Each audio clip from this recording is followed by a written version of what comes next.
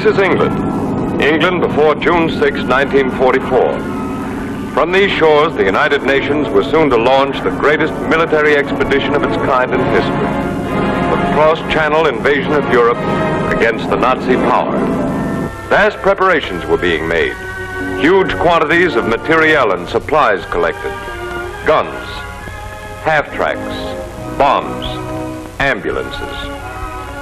Yes, ambulances.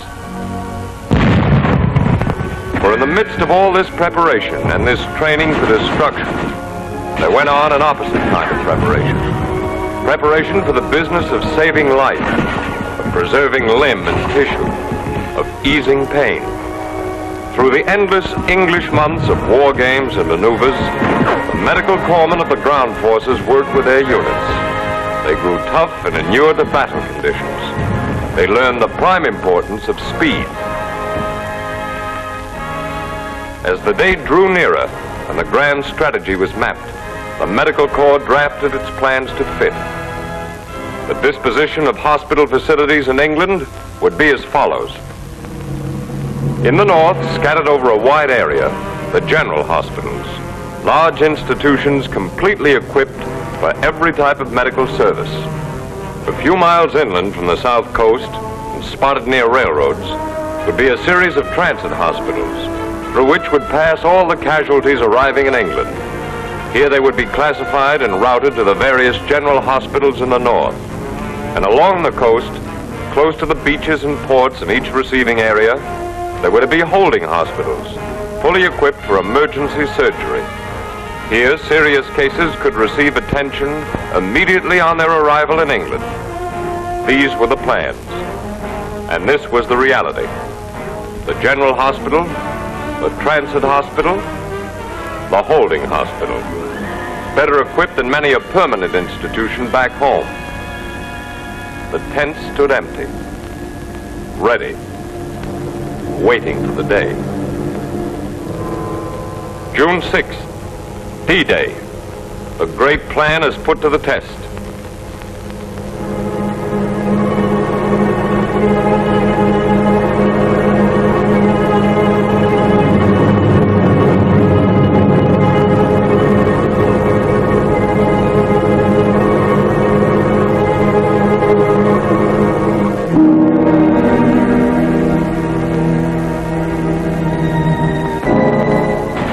Lies in wait, as determined to stop us as we are to land.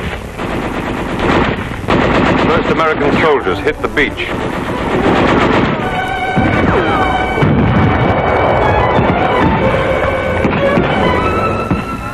The medics have moved in with them and their work begins. Aid stations are established on the spot, and an astounding record starts piling up. The checkup later reveals that 80 to 90% of the wounded received medical care within 10 minutes of being hit. Immediately, the business of evacuation begins. Worst wounds get first priority. Right back they go to the boats that landed them but a short time before. This is part of the plan.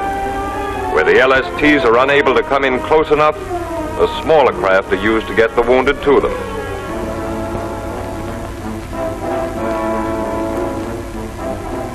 So the ships receive their damaged human cargoes for the trip back.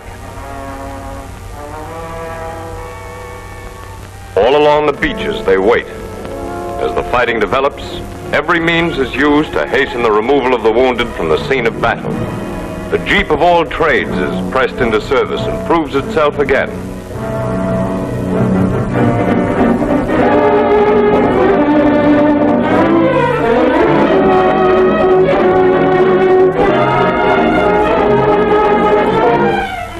Duck sets out with its load of wounded. Through it all, the slogan of speed remains the keynote. The LSTs used in the Normandy invasion were designed to become emergency hospital ships as soon as their fighting cargoes had been deposited ashore.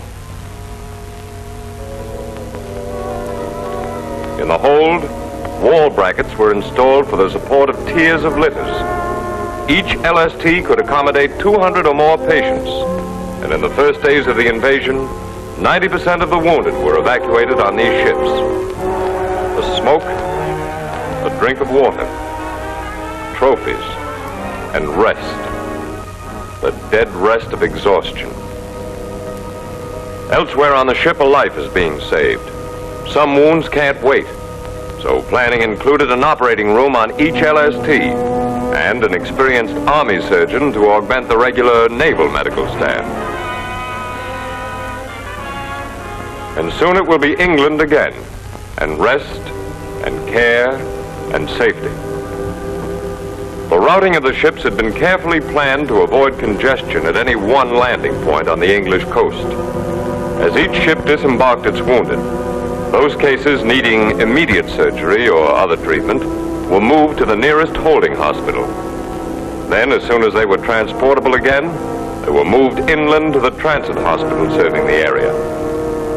All other cases, and these were in the great majority, were moved directly from the landing point to the transit hospital, and from there were routed by special train to the north. Every preparation for these moves had been made. Ambulance companies strung out all along the coast were under the control of evacuation officers at each receiving area. 5,000 of these vehicles stood by ready for immediate service. The ships start coming in, some to ports, some to piers and outlying areas. Others pull up directly onto the beaches.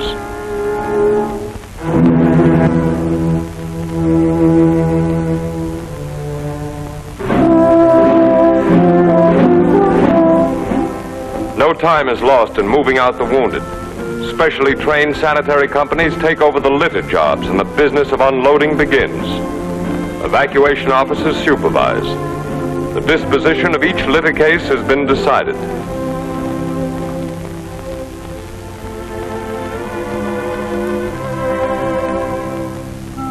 And so man helps man, and American teamwork proves itself once more, and the job is shortly done.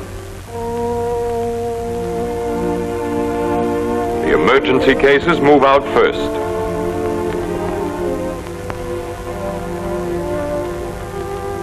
Often it's only a matter of minutes before a dangerous wound has been x-rayed, a decision made, and a patient readied for surgery.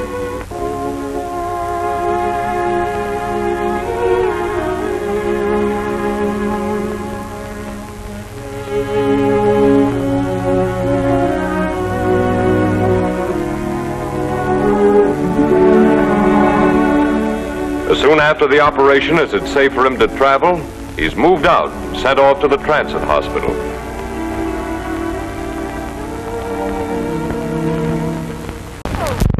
In Normandy, the fighting has moved inland. In the last war, when a soldier was wounded, he just had to watch and wait until an aid man found him. Now the order is reversed. The aid man does the watching and waiting, and is at the side of the casualty as soon as he becomes one.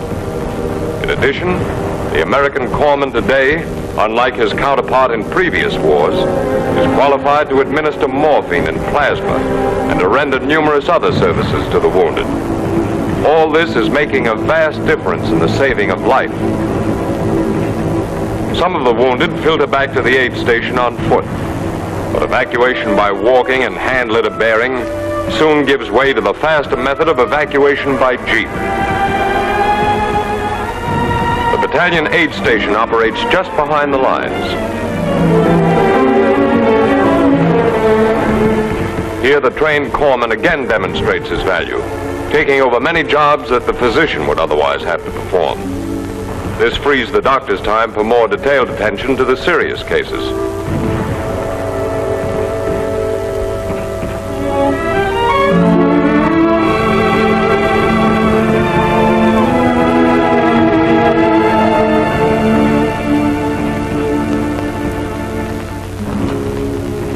Next, the wounded are brought to a collecting station a mile or so farther back. There are facilities here for further emergency treatment if needed.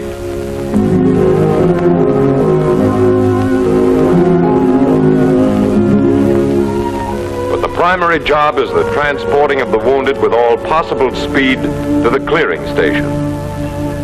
This is located far enough to the rear to avoid exposure to direct enemy action. Here, medical officers, expert in judging the condition of casualties, sort the patients and determine their disposition. Urgent cases needing certain specialized types of surgery are turned over to the field hospital, which is set up close by. The great majority of operations here are for perforating abdominal wounds and sucking wounds of the chest, like this one.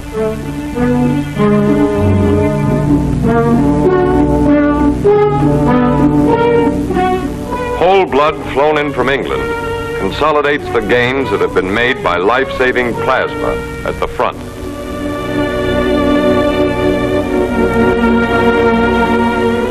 On D-Day +4, the first evacuation hospital goes up in France. This is the largest and most elaborate type of tent installation used in the combat zone. Nevertheless, it's ready to receive patients within 30 minutes, and operating starts in 2 hours. 3 of them going on at once. Count them. Skilled Army nurses look after the patients, and there are such comforts as cots and mattresses and hot food. Many of the less seriously wounded will make complete recoveries here and report to replacement depots in a matter of days. But cases requiring prolonged periods of convalescence are sent back to England. Plane evacuation, expected to begin about D-Day +7, has actually begun on D-Day +3. Within a fortnight, we're flying out more than 1,000 wounded a day, and sea evacuation has been almost entirely supplanted.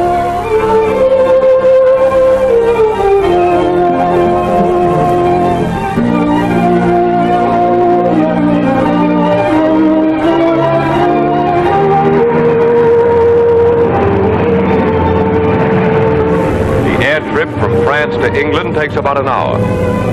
Speed has won another triumph, and it becomes a common occurrence for a soldier wounded in France in the morning to be resting in a general hospital in England by evening.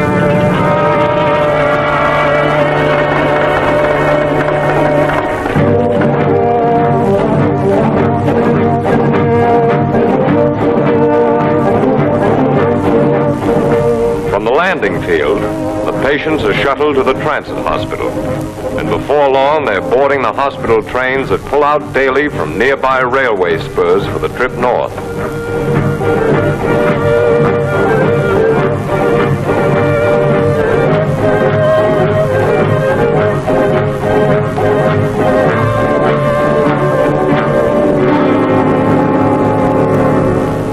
And the last leg of the journey begins.